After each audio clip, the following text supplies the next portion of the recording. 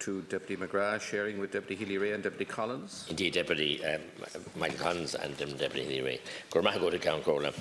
I want to speak of this motion here this evening as well for children's motion on re-education support for children experiencing homelessness. And I compliment Deputy Byrne and his members bringing it forward. We speak about the chaos in the United Kingdom Parliament as a national embarrassment for their politics. But the issue of child homelessness is equally a national embarrassment for this Parliament and for this government in particular. Minister, if we could embarrass you, you've gone past embarrassment. You have no shame, not a morsel of shame. We simply cannot imagine the sense of disorientation that children experience when they go through the trauma of finding themselves in emergency accommodation. Just think about it. Any of us ever went on holidays with our kids, after a day in a hotel, they're frustrated and annoyed and want to get back to the familiar surroundings of a home, and they're on holidays.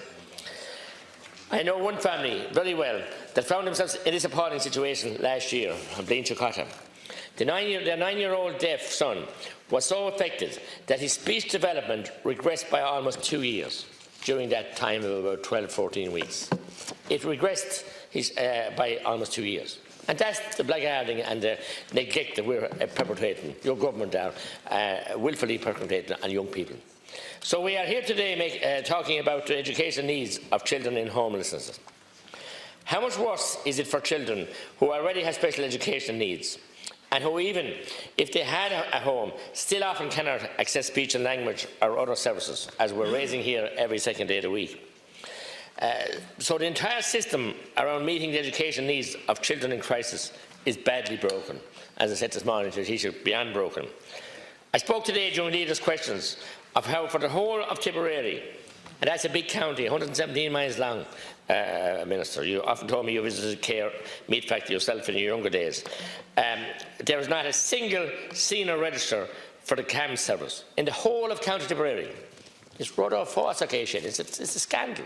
Not one in the whole county, Minister. Not one senior register for the CAMS service. There's not one CAMS speech and language therapist for the whole of South Tipperary. Not one. In Dinner one. So I welcome this motion and commend those who brought it to the House today. But I wonder what difference it's going to make and what notice you're going to take of it, Minister, or your government. I feel that the government are incapable of being embarrassed anymore.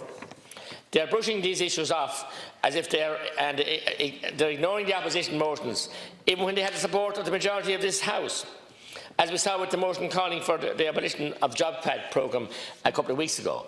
And Minister, same with the post office motion that we had here. You know, and it was unanimously accepted by the Dáil, even the Taoiseach at the time, and you ignore it at your peril.